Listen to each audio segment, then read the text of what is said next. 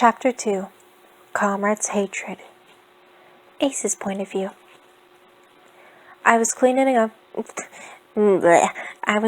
up my sword after a huge battle. We won another battle as usual, but recently things have been different. Danger Duck seems to be more angry at me than usual. I don't understand why. Tech and Rev seem to have noticed this too, so they're keeping a close eye on him. Lexi, well, she hasn't been coming in recently. After I finished cleaning my sword, I've decided to read a book for the time being until I can actually come up with a plan for today. But as I walked into the library, I found Rev reading something that got him really shocked. I walked over to see him and to see what's up. "What are you reading, Rev?" I asked. He looked at me and held out a piece of an article. "Look at this, Ace!" he cried. I grabbed the article from his hand and began to read what it says. But as I read through it, my heart stopped. Lexi Bunny, one of my comrades, had gone missing. She was never found at all. And suddenly, whack! I was hit on the back hard with something. I had fallen to the ground as I turned around and saw Danger Duck glaring down at me darkly. In his hand was a wooden bat. Rev was shocked at this as he glared at the duck while I struggled to get up. "What was that for, Duck?" Rev cried out, in shock. Duck didn't answer. Instead, he whacked me harder on the back with the bat, making me cry out in pain once again. "Duck, stop it!" I yelled. Suddenly, the crazy duck grabbed me by the ears and starts dragging me somewhere. I was struggling to get free as Rev hurried down the hall to find Tech. Duck had dragged me from the library and into the headquarters. I was thrown onto the floor as Duck threw the bat aside and starts to punch and kick me. I was crying out in pain as he did so. "You sorry excuse for a leader!" he finally spat. He punched me in the eye, causing me to gain a black eye that will swell up later if not treated. Finally, I had enough. "Enough!" I yelled. As I got up, I glared down at the duck, and that was supposed to be my comrade. "What is the matter with you, Doc?" I yelled angrily. Duck didn't say anything, instead punched me in the face. "Because of you, dumb rabbit, Lexi is missing!" he yelled angrily. I was taken back by this. What's up with him? What does he mean? "How is it my fault?" I yelled. "Because of you, Lexi is missing and none of us has gone looking for her." He then punched it and kicked me in the stomach.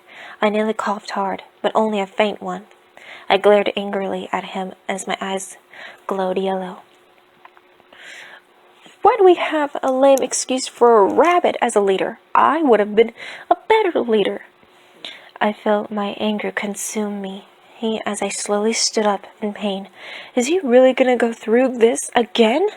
Come on, he should know he would fail as a leader." Suddenly, I felt a sharp snap from my arm, and I had screamed loudly. I was in pain now.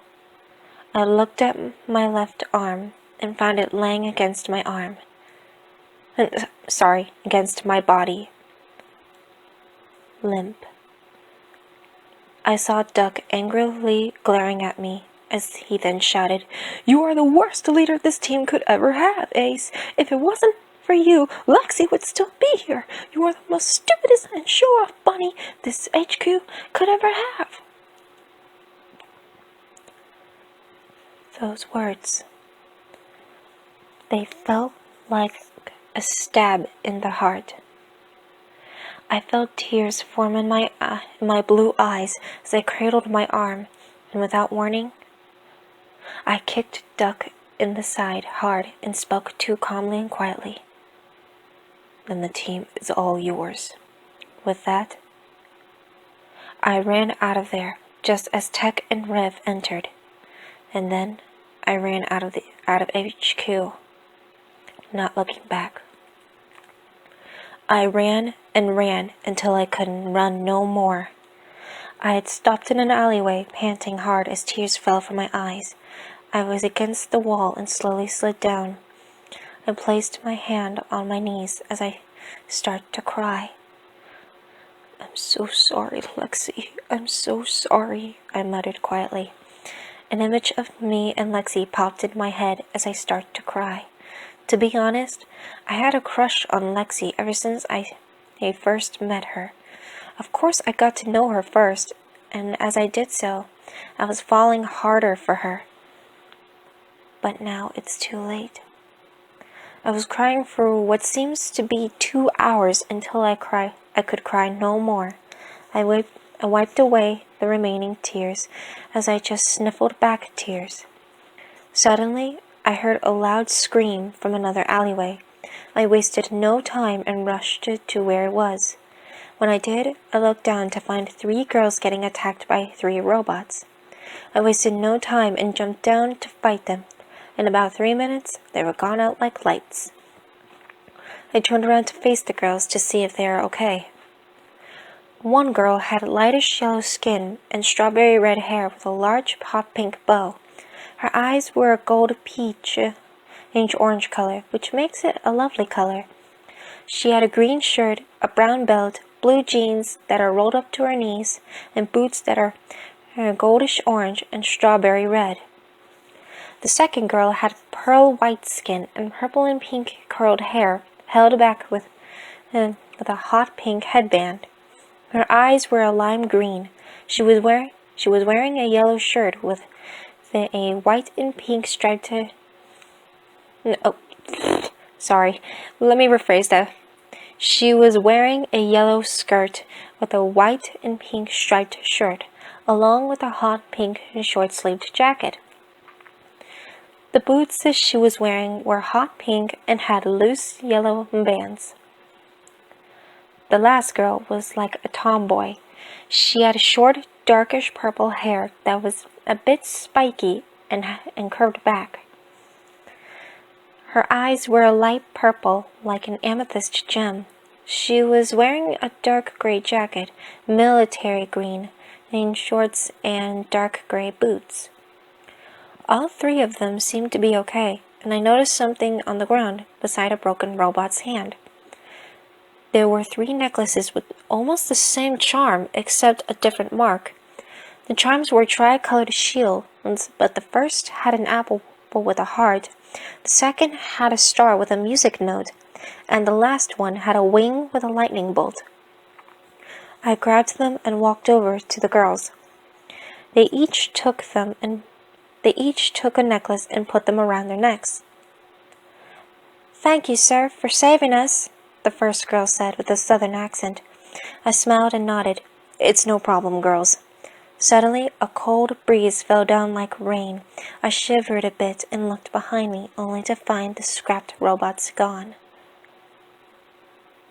"See you soon, Ace." I turned around to find the 3 girls gone as well. It was a long night. I better find a place to sleep tonight. That was chapter 2. I hope you guys like it. Disclaimer, Lunatics Unleashed belong to Warner Brothers.